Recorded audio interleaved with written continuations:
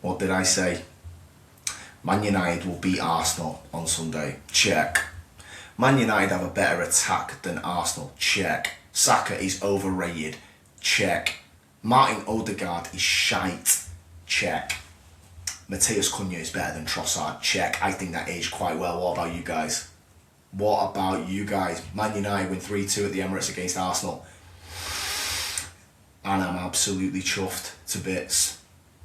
And I'm so happy that Michael Carrick's in charge and not Ruben Amorim. But I don't want to talk about Amorim. I don't even want to talk about Carrick just yet. I want to talk about Tony Pulis and Stoke City, aka Mikel Arteta and Arsenal.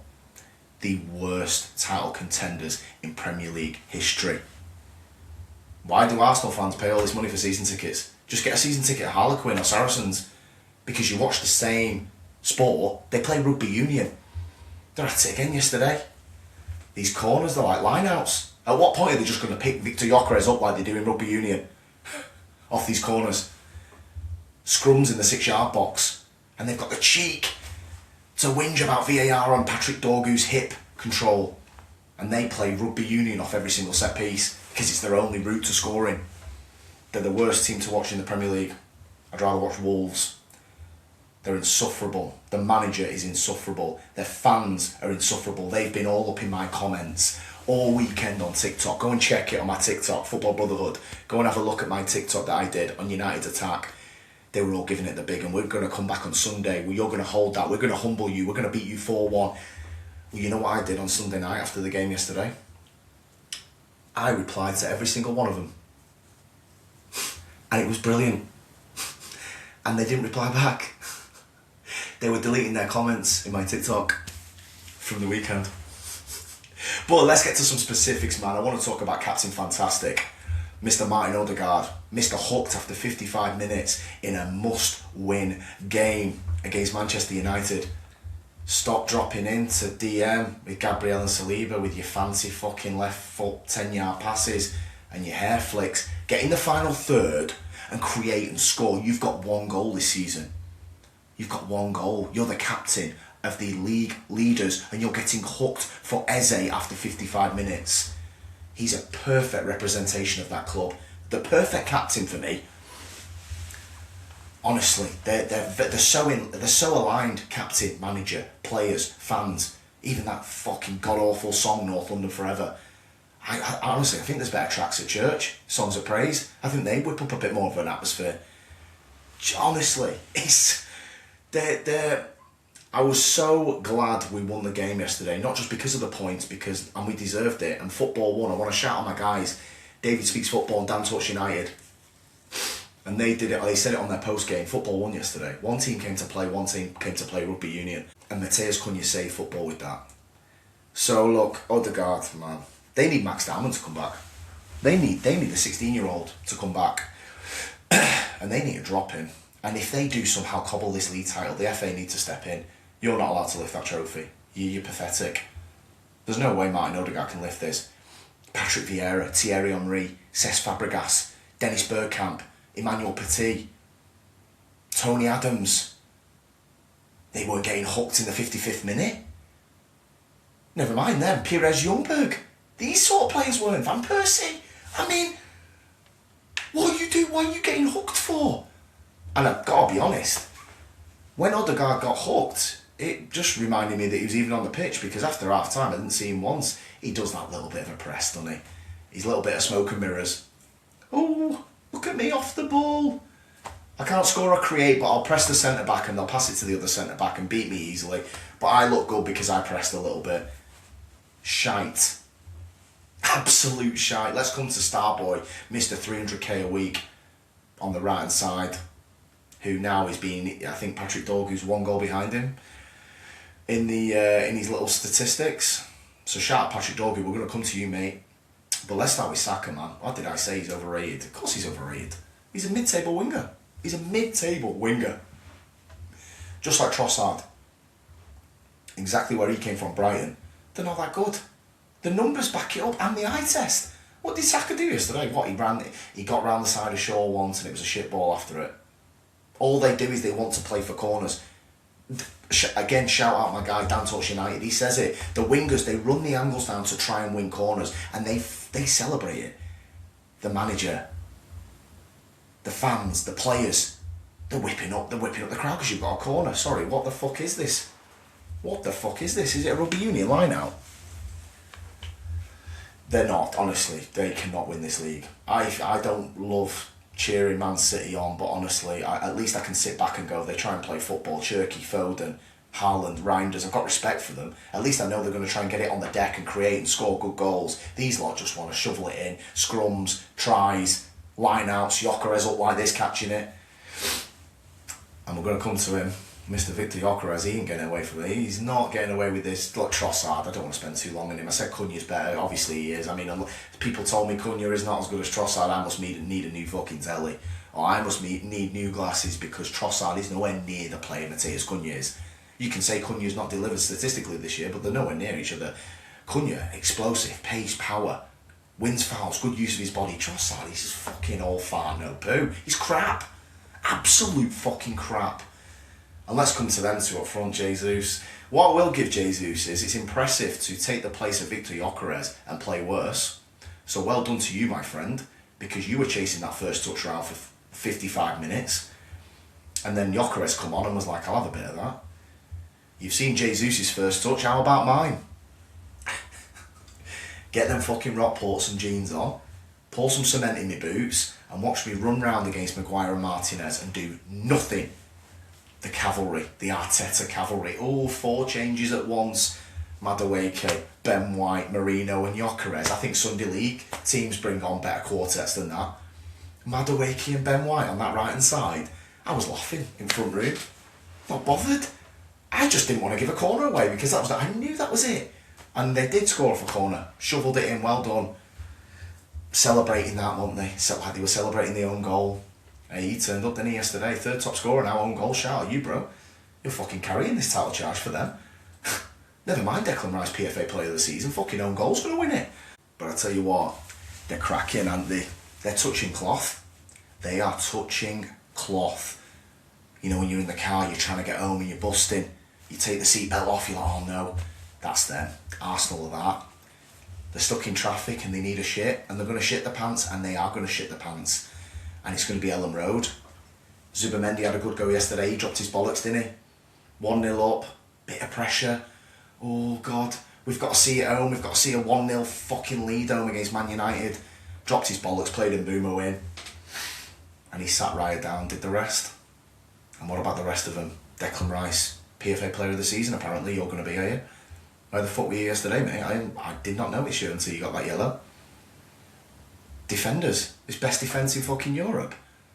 It didn't look like it yesterday. It didn't fucking look like it yesterday, mate. They were shite, and we scored 3, and these clean sheets have pissed off, haven't they, boys?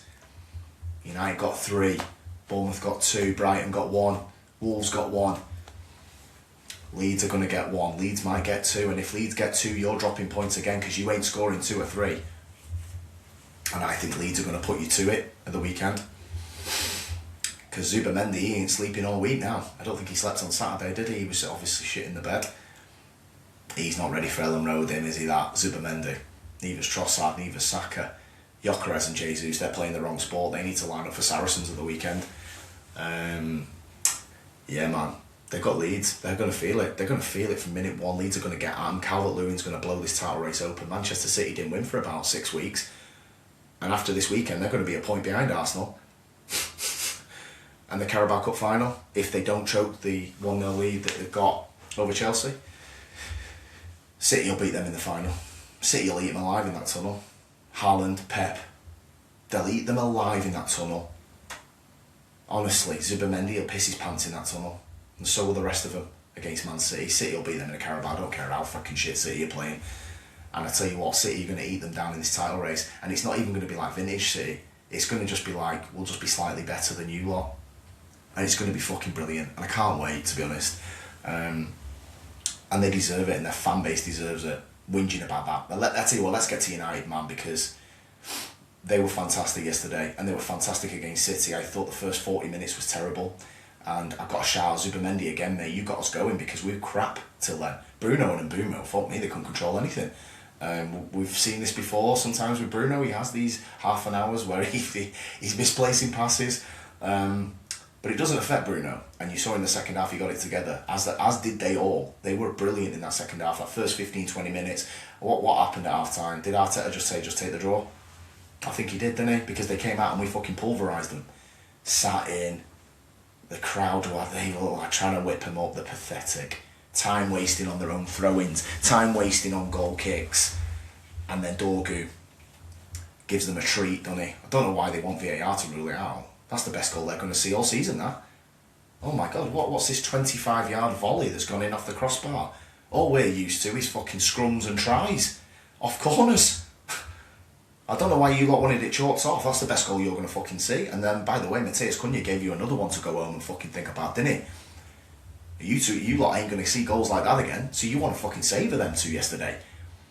Because you'll be back at it on fucking Saturday or Sunday against Leeds. You'll be back at it, won't you? With your fucking rugby union tactics, because you can't create shit. So I don't know why you wanted that disallowed, and it wasn't handball anyway. It came off his hip and he put it in the top bins, and then Cunha blows into space and he puts it in the bottom bins. Shout out Mainu, by the way. That ball around the corner was class. I thought Mainu had a sneaky good game yesterday, showing for it in a scrappy game, constantly available, good use of it for the most part, and he played another 90 minutes. This guy who couldn't run, apparently, he can't play in the midfield too, according to Mr. Ruben Amorim. Well, he looks like he can to me. He covered the most distance against City. He was probably up there yesterday with distance covered against Arsenal. And him and Casemiro have got a nice little partnership. They're close together. They're not big spaces like there was under Ten Hag. Ahmad and Dorgu are coming in and narrowing the pitch really well. I thought Dalot was solid yesterday. I mean, that says more about Trossard than it does Dalot, but I will give Dalot some flowers. He takes criticism off me and everybody. He was fine yesterday. But like I said, Trossard's that bad. I think a Sunday League right back could deal with him. Maguire, Colossus, deserved the man of the match for me. And then big dog Matheus Cunha off the bench for the second game running. I want to shout out Michael Carrick for this. He brought Cunha on when we were winning. It was not reactionary. It was proactive. It didn't come at 2-2 and Cunha was ice cold and he had 3 minutes to win the game. When it went to 2-2, Cunha was not cold. Cunha was ready. And when Mainu played that round the corner, you saw Cunha was at that. And he absolutely nailed it and gave them a little dance as well. Shout out Jesse Lingard, by the way. The black kit boogieing was back on Sunday and I loved every single minute of it. And Matheus Cunha, he's starting to get going, in my opinion, and Michael Carrick deserves massive credit for that, because it takes man management to bench a player like Cunha and have him that ready to go in these two games, because Cunha will have been disappointed, but he come on, he was at it. He brilliant against City, aggressive, great bowling for the Dorgu goal yesterday, aggressive, great strike. Not just a goal though, Cunha winning fouls, getting us up the pitch, the ball carrying. We've seen this season. He was brilliant at Anfield. We saw the whole package yesterday in that half an hour. Fantastic again, Cunha. And he's going to have to start. I know Dorgu's injured, so he probably is going to start against Fulham, which is going to be a new test for this Man United team. But outstanding. Sen Lamons as well, really solid, dealing with the Saracens set pieces. Obviously they eventually got one, but I mean, they've got the cheek, haven't they, to complain about the Dorgu handball. And they're playing rugby union tactics off every single set piece around the goalkeeper. They're fucking unbelievable, mate. They're fucking unbelievable. I thought it was a brilliant effort from Man United, and Fulham's going to be a new test. A mid-table team that we've not played under Carrick. Obviously, we've played first and second in the league, beat them both comfortably, by the way. And we've now got Fulham at home at Old Trafford. The fans are going to be up for it, man. And I really hope they put them to the sword. And I'm looking at Cunha and Mbumo continue this form. Bruno, back to your best. Ahmad working hard on that right hand side. The midfield, keeping Casemiro and Mainu rolling, getting them reps back in. Obviously, Mainu was frozen out by that Portuguese knobhead. And I tell you what, if Man United sat Amorim when I said we'd be in a title race right now, we'd be in a title race right now. I mean, we're 12 points off Arsenal as it is, and we binned 20 games of the season in that 3-4-3 abomination. So we'd naturally be closer than 12. And let's face it, if you're within 6 points of Arsenal, you're in a title race, because they're going to crack. They're cracking anyway. Hell, I wonder if we can chop it down to 9 after this weekend. Because if Leeds beat them and Fulham We beat Fulham. We're down to 9 points off Arsenal. I'm not saying we're in a title race. I think that obviously that gap is too big to bridge. But I'm just saying, if Michael Carrick was in this job from August, or even just a competent coach and not the worst coach in Premier League history, we would be closer to Arsenal right now, and we're 12 points off them. You can debate in the comments how close we might be to Arsenal. But I tell you what, like I said, if you think we might be 6 points closer than we are now, we would be in a title race. So look, it's a shame. I don't want to look back though. I want to look forward, and I'm so proud of the boys. I said they would win. They have won. And now a big one against Fulham. Go and do the business again. That'll be 3 in a row. Michael Carrick's won 2 games in a row at his first attempt. It took Ruben Amorim about 5 years to do it, and he never did it again. It just shows you put 11 players in their positions, like I said. Bring Kobbie Mainoo in for an extra defender, like I said. Where's my coaching badges? I ain't got any. I don't need any. Off the ball, sit in a 4-4-2 shape. Not have big spaces between the players. Put players in their positions and bring subs on at the right time. Michael Carrick's doing all of them things. Props to you, mate. We don't need to talk about the future. Let's wait till the summer, leave them hungry, and then we'll talk about Carrick. Try and win every single game between now and the end of the season, then we'll talk about it. We'll talk about Carrick's future then. But until then, let's enjoy this, man, because it's been a very rough ride, and Man United have been somewhere to what I recognise as a Man United fan. And I'm really happy. And I'm really, really grateful that at least they didn't just like leave Amorim into the end of the season, that we have got at least some glimmer of hope. It's a shame we didn't beat Brighton, because I'm looking at the FA Cup now and I think, could we have gone on a run in that? You know, Ten Hag did. So I'm really gutted about that FA Cup game. But anyway, let's not look back, let's look forwards. Let's win every single game between now and the end of the season and see where we land. Obviously, we will not win every single game. I get there's going to be off days, but we've just beat first and second convincingly. So I don't want to be going into games thinking we can't beat anyone now. We can beat every single team in this league, and I think we will be favoured to beat a lot of them. Starting with Fulham at the weekend, you're going to be favourites. You've got to take care of business. So listen, I can't wait for Sunday. Let us know in the comments what you think about Arsenal, man. And let us know what you think about Michael Carrick. Are you giving him the job? Have you got his 5-year deal out? Are you going full on Rio Ferdinand just yet? Or what? I don't know, but I don't care. I'm enjoying it, and I hope you guys are. And thank you for watching the full video. Massively appreciate it. If you liked it, hit a like. And obviously subscribe to the channel. Me and my brother will be back on Thursday. And I might be back on David Speaks Football channel. Shout out to him, by the way. Go and check his YouTube out. I go on there once every fortnight, give or take, to talk Man United with him and Dan. So go and check us out on there. Massively appreciate you all. Catch you on the next one.